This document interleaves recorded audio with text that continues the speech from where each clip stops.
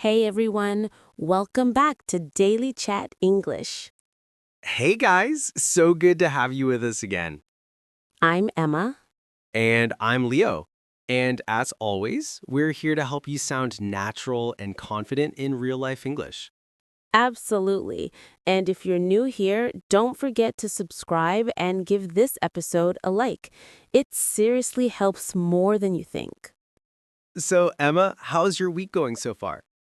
Pretty good, but something funny happened yesterday.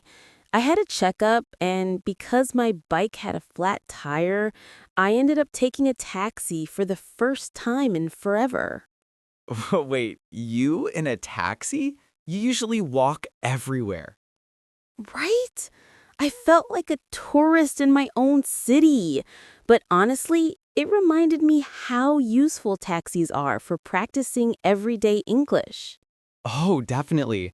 Taxis give you so many chances to use simple but super important phrases. Exactly. And that's what we're diving into today. How to take a taxi in English without stress. Let's start right from the beginning. Getting a taxi. The classic way is standing by the road and raising your hand. Flogging one down. Yes, I actually tried whistling once, but the sound that came out was like a dying bird. Same here. I tried to whistle and the driver looked around like someone stepped on a squeaky toy. These days, though, most people just open an app. Yeah, apps are amazing. You pick your location, your destination, and you even see the price before the car arrives, And you can track the little car icon as it gets closer. which either feels exciting or stressful depending on how fast it's moving.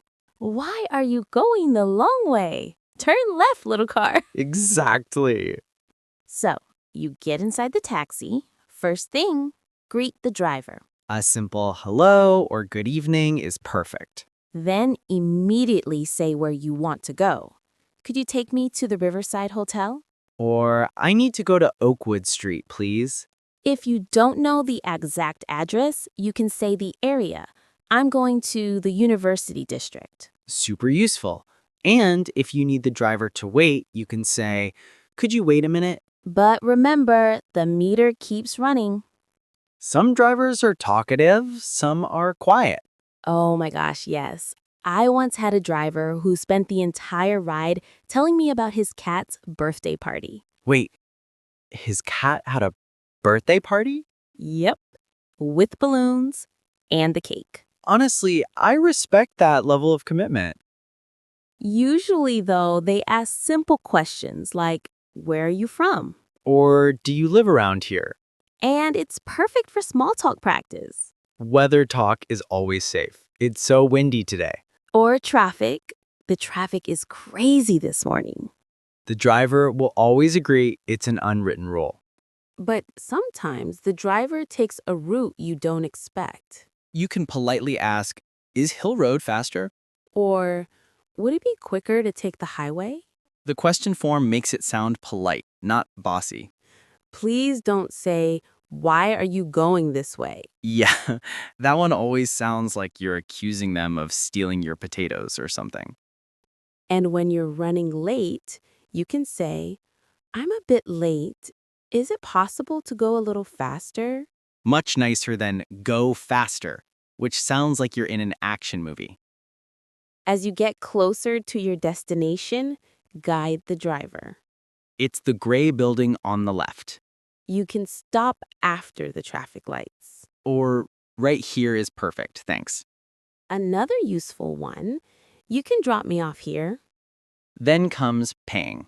You can ask, do you take card?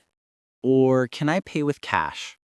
And if you're feeling nice, keep the change. That always makes their day. Oh, speaking of drivers taking unexpected routes, one time my driver took a shortcut through a tiny residential street. Oh no. Was it one of those roads only cats use? Basically, the road was so narrow, I thought we were going to fold the car like a piece of paper. And what did the driver say? Don't worry, I know this city better than Google Maps. Classic. I once had a driver who insisted on giving me life advice. Oh, what kind of advice? Marry someone who laughs at your jokes, even the bad ones. Honestly, that's actually pretty good advice. I know, I wrote it down later. One thing learners often forget is asking the approximate price before the ride. Yes, you can say, about how much will it cost to go there? It helps avoid surprises, especially in cities where traffic changes everything. I once paid more for a 7-minute ride than for my dinner. Where were you going? The moon? Something else useful is asking about the ETA, the arrival time. Right. How long do you think it will take? The answer is always either super confident or super vague. 10 minutes. Or, maybe 20, 30? Depends on the wind. And sometimes drivers ask you if you prefer a certain route. You can say no preference, whatever's fastest. Or, could you avoid the highway? I avoid the highway because I always feel like the wind wants to steal my hat even inside the taxi. Leo, the windows were closed. I know, but the vibes were windy. Oh, and if you feel carsick, a useful phrase is, could you open the window a little? Or, would you mind driving more slowly? Or my personal favorite, I'm feeling a bit dizzy. That one always gets instant sympathy from drivers. Another tip. If the driver can't hear you well because of noise, you can say, could you turn the radio down a bit? Very handy, especially when the radio is blasting dramatic love songs from 1998. Hey, those are classics. I'm not saying they're bad. I'm saying the volume makes my heart vibrate. Sometimes you need to change your destination. Yes, just say, actually, could you take me to a different address? Or, plans change. Can we go to Green Park instead? Most drivers don't mind as long as they know early enough. If the driver doesn't know the place, you can use landmarks. It's near the big stadium. It's next to the old cinema. It's behind the supermarket. Landmarks are magic. They work in every country. Also, sometimes you want silence but feel awkward. You can smile and look out the window. That's the universal, I'm fine not talking signal. Or put on your headphones. Yes, even if you're not listening to anything. Headphones equals automatic privacy shield. When the driver drives too smoothly, I get sleepy. Same. I once almost fell asleep and the driver gently said, "Sir, we arrived." That's adorable. I felt like a toddler being woken up from a nap. When you don't have exact change, say, could you break a 20? Or, do you have smaller change? Very useful when your wallet is just big bills and receipts. Mostly receipts. Another situation, when the driver asks if you want the AC on. You can say, "Yes, please, that would be great." Or, "No, thanks, I'm okay." Or, could you turn it down a bit?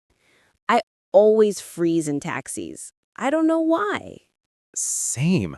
I go in wearing a t-shirt and come out feeling like I survived the Arctic.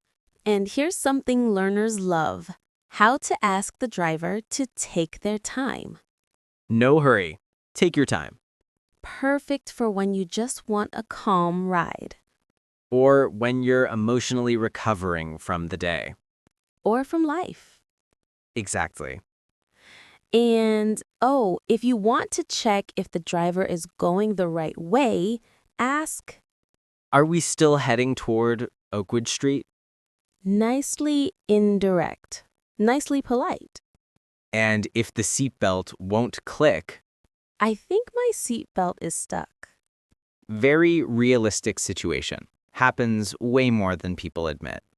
And one more great phrase. Could you drop me at the corner instead? Supernatural. And amazing if you don't want the car to block traffic. I love that taking a taxi gives people real-life English practice in such a small space, It's like a mini English classroom on wheels. with sometimes questionable music choices. And occasional cat birthday stories. Honestly, I want to meet that cat.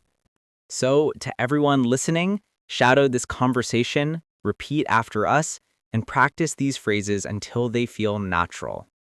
Taxi English is easy once you hear it in context. And we're here to make it fun. Thank you for joining us today. We'll see you in the next episode of Daily Chat English. Bye.